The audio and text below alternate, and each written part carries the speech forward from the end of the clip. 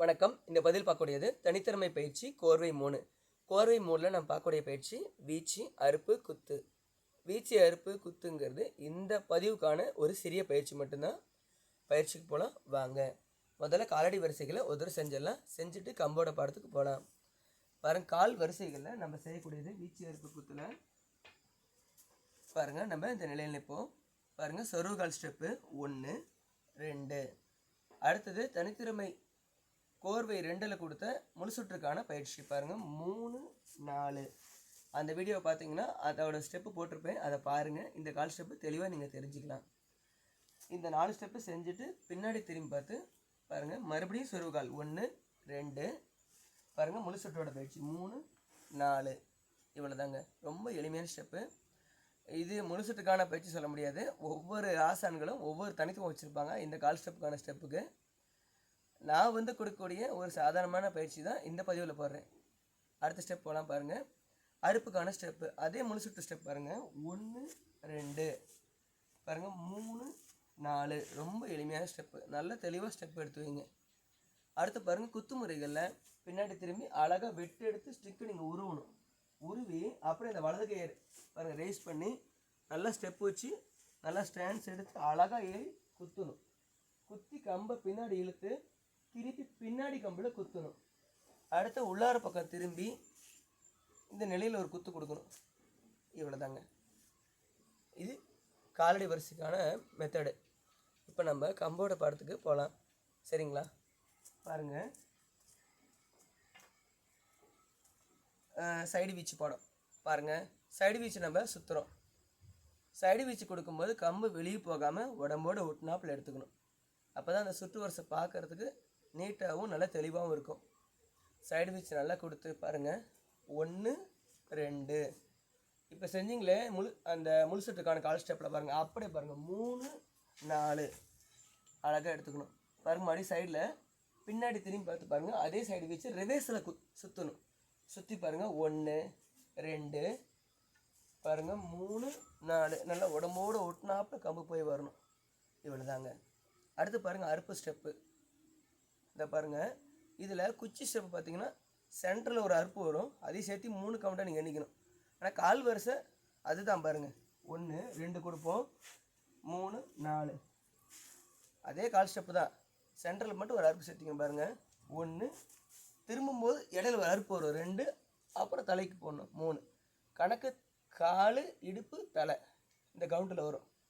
அடுத்து பாருங்கள், இறங்கும்போது பாருங்கள் காலு கடிச்சு அப்படியே இடுப்பு கடிச்சு தலைக்கு போடும். கால் 2 ஸ்டெப்பு எடுத்து 2 ஸ்டெப்பு இறங்குவோம். இவ்வளோதான்.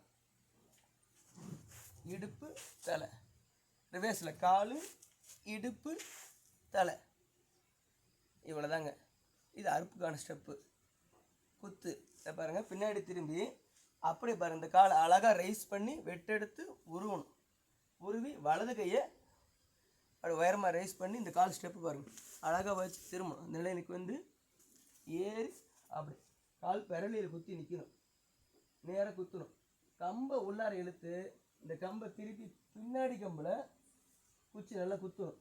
உருவி உள்ளார பக்கம் திரும்பி குத்து கொடுத்து நிலையில் நிற்கணும். நல்லா குத்து நல்லா ஏறணும். கை நல்லா உருவி போகணும். நீங்கள் பாடம் செய்ய செய்ய உங்களுக்கு தானாக ஸ்டைல் வரும். ஒரு சில பயிற்சிகளை நம்ம ஒரு தடவை செஞ்சுட்டு வரலன்னு அப்படியே விட்டோம்னா அது பயிற்சி ஆகாது. தொடர்ந்து நம்ம பயிற்சி பண்ணிக்கிட்டே இருக்கணும். பயிற்சி பண்ண தான் நமக்கு தெளிவு நிலை கிடைக்கும்.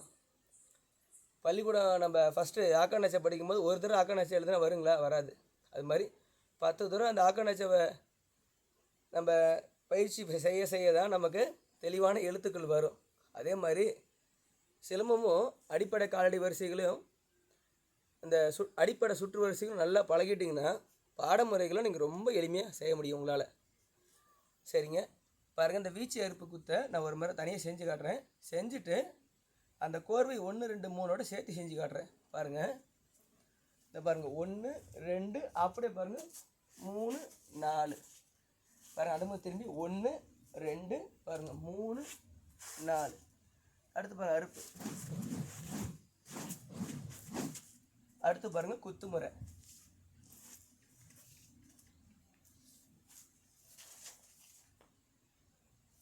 இவ்வளோதாங்க. இப்போ கோர்வை 1லிருந்து பாடம் செஞ்சு காட்டுறேன் பாருங்க. சேர்த்து வணக்கம் பாருங்க.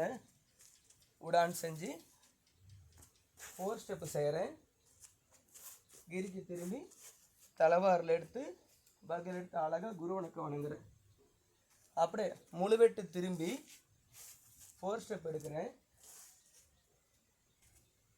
அப்படியே கிரிக்கு ஸ்டெப்பு திரும்பி பகல் போட்டு வாரில் ஏறுறேன் முழு சுற்றுப்பாடத்தில்.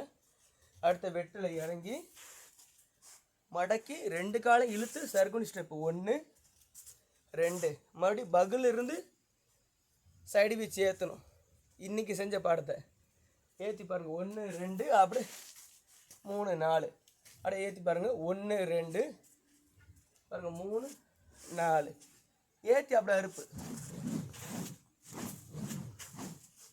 அப்புறம் குத்து பாடம்.